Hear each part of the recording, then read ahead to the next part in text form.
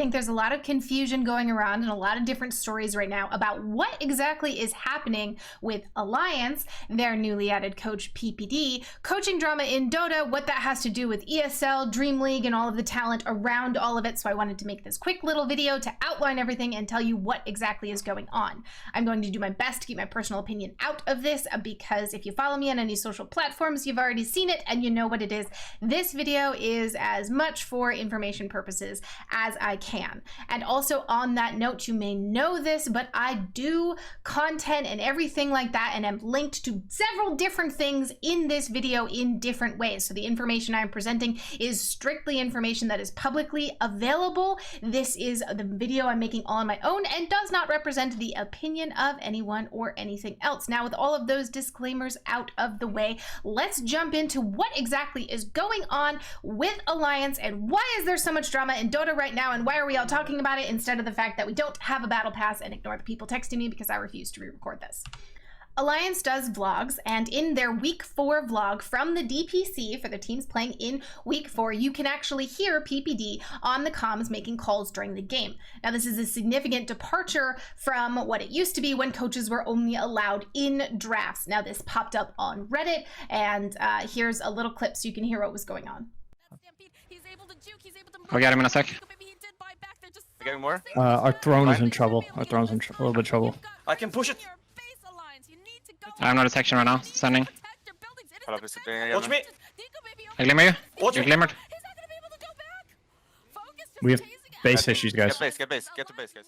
Now, because this was on the front page of Reddit, of course, you know, these questions were bound to come up during this interview, and keep this interview in mind. It will be relevant later on to explain some other things that are happening right now. The talent desk has Limmp in the hot seat and asks him what exactly is happening with this coaching thing. Sure. And you're 100% sure it's allowed to have him in the game? During the game? Right now, I believe we've been talking about like asking people weeks before, so Okay. I hope so. I was just curious. So Yes. I don't know. okay.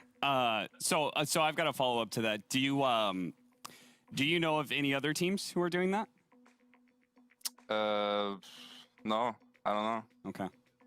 I haven't really been talking to any teams Okay. about that. Let me talk to you. Team OG took to Twitter and got rather vocal about what they thought about this, with No-Tail saying having a coach during a Dota game has never been allowed. Zero respect for people that cheat. Same thing when people macro and claim it's not against the rules, or I still have to know when to use it. LOL. Mentioned the concept of Valve at TI9. They said no, cheaters are big. I don't want to have to bleep this out after the fact. You can read it for yourself. He also went on to say, Dota has always been a man mode game. Team Secret, Team Nigma, Team Liquid are all teams I'd bet my right arm on having honor and integrity. We know the rules in the game, respect and cherish it. Many more up there just looking for some clarity and responsibility. No-Tail is not the only member of OG that kind of went in hard on Alliance with name calling and accusations and etc.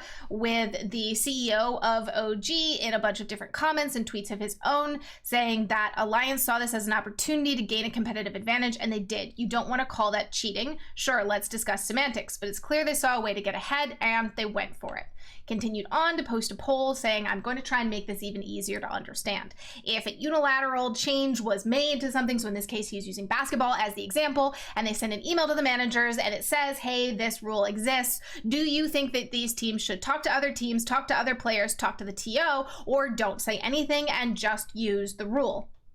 And so he continues to defend himself, that's saying the mentality of actually reading the rules and being responsible for reading the rules yourself is preventing the scene from being able to prosper and creating antagonistic relationships.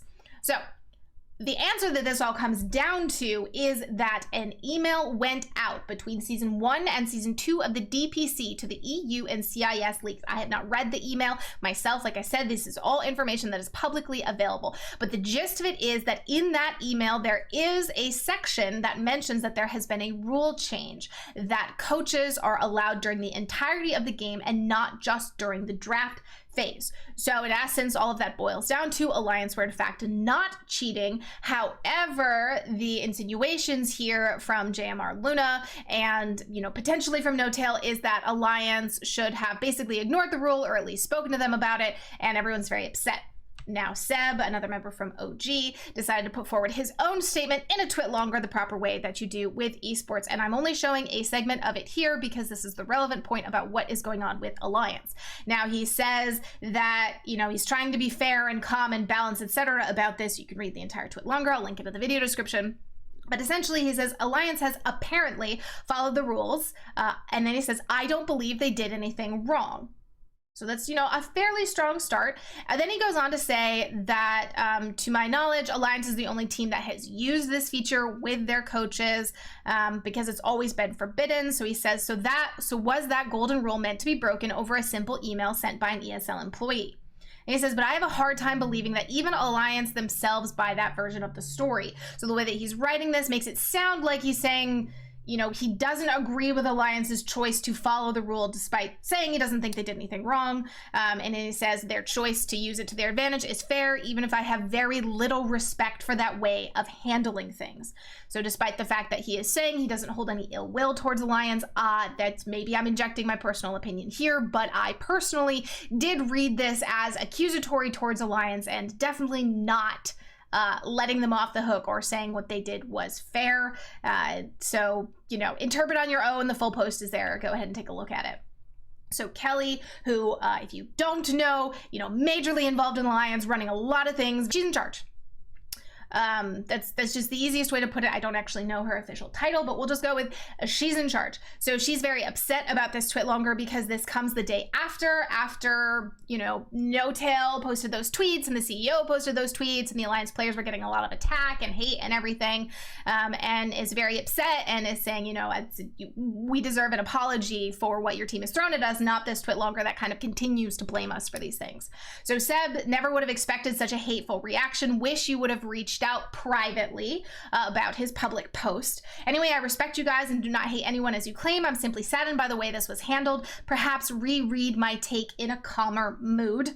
There's a separate discussion to be had there. Again, find my takes on social media and not important. So that's kind of the first part of this, is that there were a lot of insults thrown from OG. There were, you know, these issues with people didn't know about the rule because they didn't read the email. How should the rule have been communicated, etc. So there's a lot of different parties kind of being attacked and you know, discussed and everything. Now, officially it came out, this was the exact same post from Dreamleague and ESL, because Alliance is in Dreamleague. I decided to throw up Dreamleague's post. But essentially, at the start of the Dreamleague Season 15, which is Season 2 of the DPC, we modified the rule regarding coaching because we wanted it to be more in line with what we were doing in other games. As of today, this rule will be reverted back based upon guidance from Valve, as this does not align with their stance on coaching. This update will not impact previous results or matches. So essentially, this rule has been reversed. Alliance is no longer allowed to have PPD within game with them. The rule's back where it was, and you know, there's plenty of discussion about, did Valve even know about this rule change? You know, I believe the wording used was Valve were not fully informed. Yes, so team advancing through the closed qualifiers. However, we did not fully inform Valve of this change, so it gets reverted. And so you kind of think that that's the end of all of it, but of course there is a round 2. So on the Side Poll podcast, which is Capitalist and Leaf Eaters podcast, Cap talks about the fact that Alliance management has reported the talent because of that interview they did with Limmp. Here are some of Cap's words. Again, go and watch the full thing, get the full context. I am trying not to rip off too much of their content, so I'm only showing little pieces, trying to keep it in context. But here's a look. So I followed up Shiver's question and asked if Limmp, if any other teams were using a coach.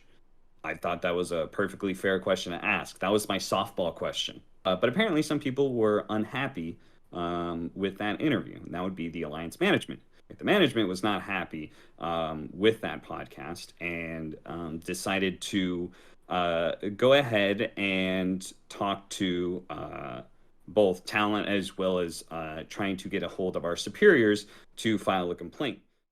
So in response to this, Kelly once again is upset at how her players are being treated and how this situation is being talked about. Irresponsible people who continue making fake drama about our team. Don't cry about your livelihood when you gave zero shits about ours and our players.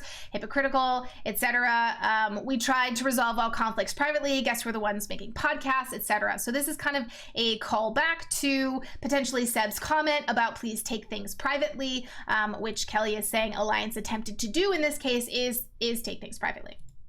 So Cap replies and says, you know, you didn't listen to the whole thing. If you did, you wouldn't be saying these things about us. We were trying to ask questions that Limmp could answer, and we were trying to be fair, and etc. So, you know, Cap has a response there. So that's kind of the whole picture. Like I said, there are links to everything in the video description. Go read it. Go figure it out yourself. I tried to keep my personal opinion out of this. I know it crept in there a little bit, and that is coming from my personal experience of knowing the amount of vitriol and hate that people get in their DMs and how damaging things like this can be for a brand and for mental health and for the health of the scene and everything. So I hope you are fully informed. I hope you go and get the rest of the context on your own, because in order for me to provide all of that, it would have to be like a 3-hour long video, and nobody wants to watch that. So set it to 2x, watch the other videos, get the full context, form an educated opinion on this, and overall, please be respectful. Please try and be measured. Understand that emotions are running high, and do your best to respect people's opinions and feelings and etc. But yeah, that's what's going on with Alliance and OG and Dreamleague and ESL and Capitalist and everything. I don't do these videos very regularly. I would love to, but if you find this useful, if you like explanations like this, please just let me know, because that's what makes me actually want to keep doing them. And if you love OG and are here because you're an OG fan and etc., and you're really upset for me laying out everything that happened, guess what? Dislikes on this video also make it appear in the YouTube algorithm. So you're helping me out either way. And cheers and adios.